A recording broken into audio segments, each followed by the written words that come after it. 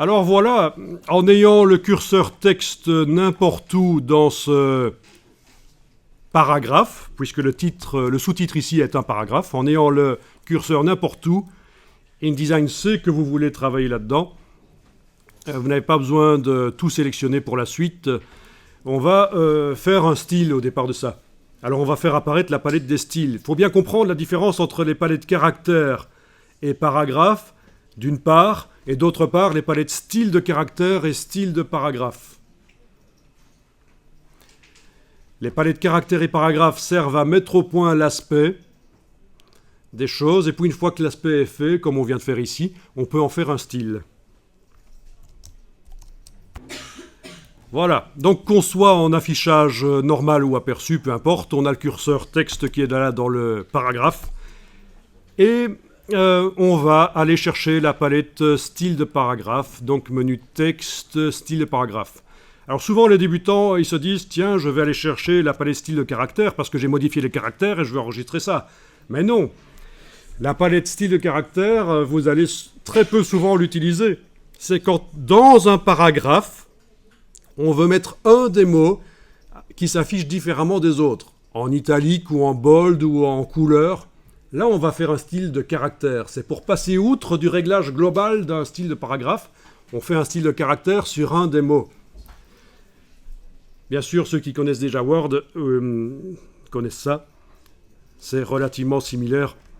À part la souplesse de InDesign, il y a des similitudes quand même. Donc, c'est bien dans la palette des styles de paragraphe qu'on va. Les deux palettes arrivent en même temps quand on va chercher style de paragraphe. Il y a la style de caractère qui arrive avec, mais n'utilisez pas ça pour l'instant. Donc, style de paragraphe. Le texte, là, le sous-titre au départ, avant qu'on le modifie, il utilisait déjà un style qui s'appelait corps du texte.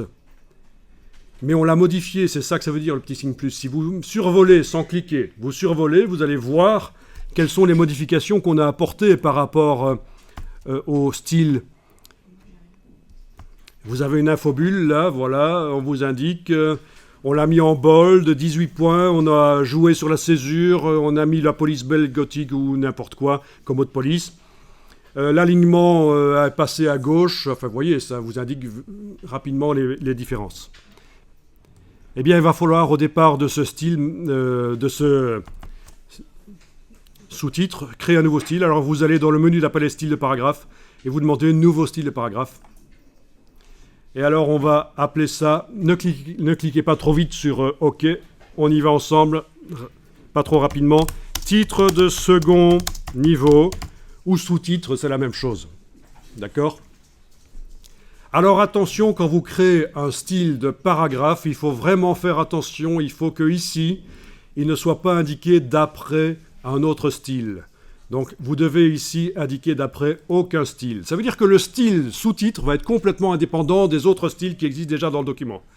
Parce que si vous laissez, comme ça vous le proposez là, vous allez créer ce titre ici qui sera l'enfant d'un autre style qui sera le parent. On parle de parentage de style. Donc, c'est pour les utilisateurs avancés de InDesign, ça peut automatiser les choses et faciliter les choses, le parentage de style, mais faites gaffe, je vous dis que systématiquement, quand vous créez un nouveau style, vérifiez qu'il est bien indiqué d'après aucun, vous rendez les styles complètement indépendants, c'est mieux pour les débutants. Bon, ben, toutes les caractéristiques du texte ont été prises, la police, la taille, le crénage, l'alignement, etc. Il n'y a rien à faire en fait, hein. Juste à mettre le nom du style et mettre aucun style ici. Vous cliquez sur OK.